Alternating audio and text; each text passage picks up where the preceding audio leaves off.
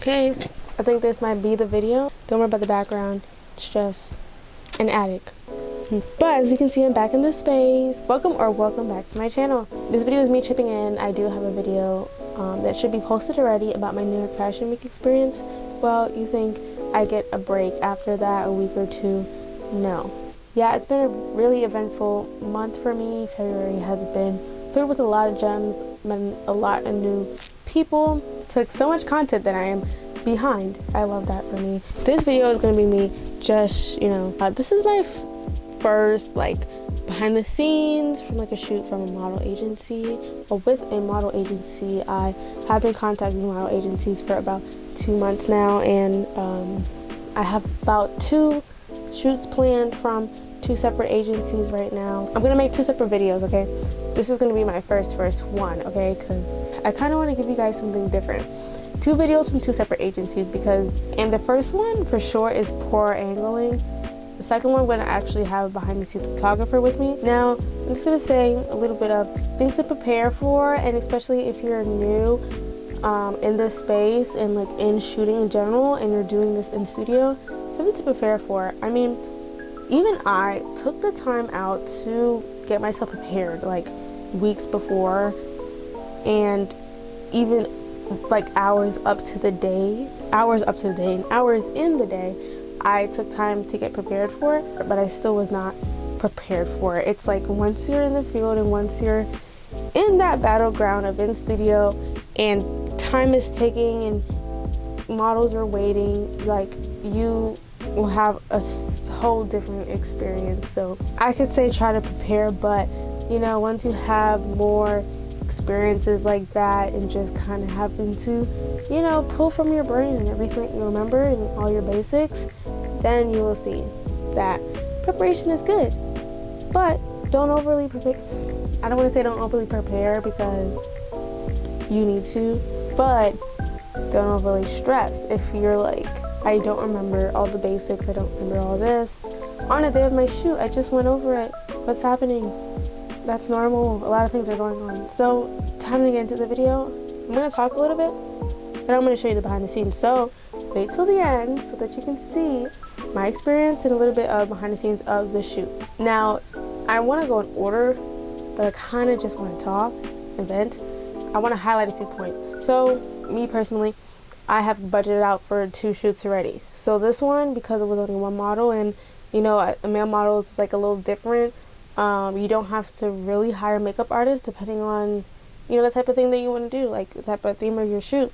I was going for more clean images, so I didn't go and look for a stylist or makeup artist. With that, it saved me time, and I didn't pay for a 2-hour shoot. I paid for 1 hour. Now on top of that many hours of finding a 1 hour minimum studio, don't even get me on that. It is a challenge. It is a search. It is crazy. I did 1 model, and I actually did 3 separate looks. Now it has kind of been I don't want to say routine for me, but when it comes to me, I get a few images, I get a few poses, and I section it up. I time myself in that hour, and I could get about 3 photos or 3 looks. It was 2 outfit changes, but it was the same. It was just different coloring.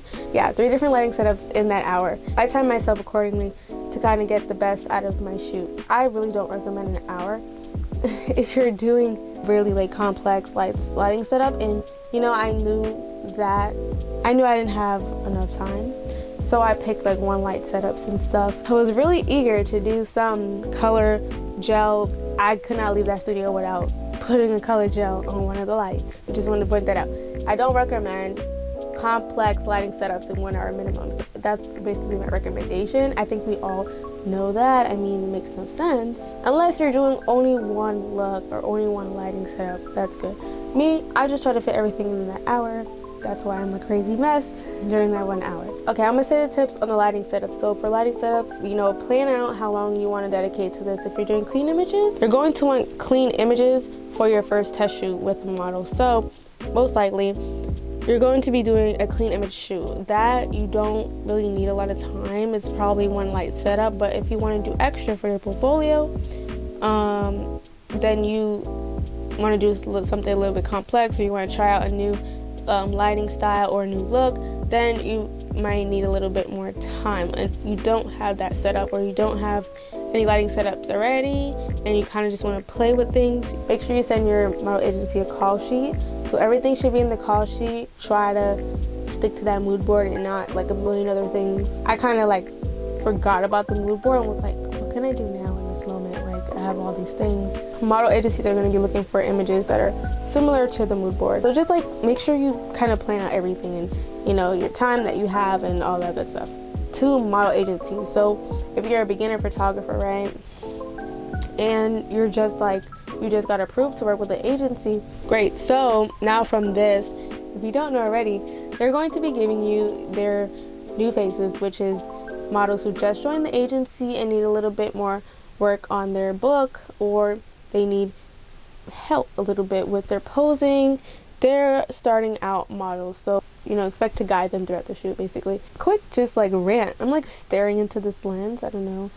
I'm like usually look away from the lens, but like now I feel like a model, like how they have to just stare at this lens, and it just kind of feels intimidating. Models are strong, photographers are strong. The work we do, nobody understands. Back to that. So you're gonna have to work with them. So this also comes into play with like studio time. You know, if you're not working with a very well experienced model, you're gonna need more time to prep them, to make them feel comfortable, to get them to pose. So that's extra, right? So I guess that leads into what I was saying before, was like figure out your budget for this. Yeah, that's gonna take additional timing, right? And you know, say you have 2 hours. Say you're not like me, you got the money. You have 2 hours. Three is a stretch if you don't have any other team members. I mean, unless you do in 5 different setups, but I don't know who would do 3. Say you have 2 hours. So you have 2 hours. You can fit the the agency's pictures. Then you can fit your portfolio, and then you can fit whatever the model wants, right? I didn't get a chance to act what my model wanted. Of course, time was running out. You can take that 20-30 minutes and you can do the agency's photos. You can do your lighting setups. You can actually walk at a decent pace throughout the studio, right? And that leads me to my next tip, which I'm going to get into, and that all depends on what the model brings. Now I had my model bring clothes, so that's even harder because you don't know what they're going to wear. Now I sent them a mood board with something similar. They could try as best as they can, but you'll only know what's going to happen when they show up, essentially. So you're like, okay, I have to work with this outfit in the studio. And if you already like kind of know a little bit, been in photography for a while, you know how that can be, because in studio you don't have nothing to grab off of but a white wall. And if you're doing something else other than a white wall, you have nothing to grab off of. So the model and the posing and the lighting and the clothes has to be on point for you to get a good shot. So like, if your model is wearing their own clothes, you just hope that they're a fashion icon and they can dress themselves appropriately and decent for the shoot. This is for beginner photographers, right? So depending on, you know, how much you've been in the field and how much you've worked in the studio. I've only worked in the studio for like 3 times. I'm really counting. Yeah, 3 times. This is my 4th time, and it still is like, I don't know what I'm doing. So, and that's totally fine for like new photographers. But for my type of time that I scheduled for the shoot, that can't be something that I go into the studio thinking like I don't know where anything is, because I will waste time, not get any good images if I waste time trying to solve these, I don't want to say solve problems, but trying to figure out how to use equipment, right? I mean, for my first ever studio shoot where I had no idea, I actually had help by the studio owner and whoever was running it. They had set things up for me. They had helped me. So I recommend you do that. But nowadays, like, some of these studios are self-service, so you go in, get a code, and everything's there. I'm like, I don't want to do self-service. Like, I need somebody there. I know they're not there to teach me, but if I can ask someone for help quicker than me trying to look it up or try to scramble and waste time, I'd rather do that. That's another thing. If it's your first time, I don't recommend self-service unless you've watched a million YouTube videos and you kind of like, okay, I got photographic memory, I remember everything, I don't need anybody's help. Yeah, for me, this was a different studio. I usually do use different studios every shoot because I just want to see what other studios offer and the type of, service they give me. I'll eventually end up sticking to one. I never been to the studio. They had a lot more things and a lot more equipment, which I was happy about. They had a few that were already set up. They had a constant light, which I used the heck out of that. I was like, I know how to use a constant light, just turn it on. So that was great that they had a constant light that I can use and like manipulate, and they had color gels, but that meant that my mood board was not true. Like it was not similar. The outcome compared to my mood board was not similar because it's different. They only had one constant light, so I could only have one light source, and if I put a gel, when I put a gel on it, I only had that color. I couldn't add more light color, all the specifics. So I was a little bit restricted with some things I can do with that constant light. So threw that bad boy on the constant light. I don't think I got a video of it, but it was like 5 minutes until I was about to leave, and I just was like, I'm not leaving without a gel on one of these things. So yeah, that happened. Yeah, for my second model agency shoot, I have a little bit more time, so I will for sure be properly using those strobes, because those strobes and gels, because you're not supposed to put the gel on the constant light, and I didn't find out. Lucky I didn't find out you wasn't supposed to do that until I contacted them afterwards and was like, how you put the gels on the strobes? And they're like, oh, you clamp it or tape it. And I was like, oh, so it's not, they said it's not supposed to go on the constant light because it'll burn. And I was like, well, lucky I only have 5 minutes left, and I left it on there for 2 minutes. But it was good. Although it depends on what gel you have, because some people put it on constant lights, so I don't know. If you're new, definitely make sure you find a studio that is able to help you throughout the process so you're not wasting time. For my experience personally, I just talked about the gels. So I researched before how to put the gels on the strobe, right?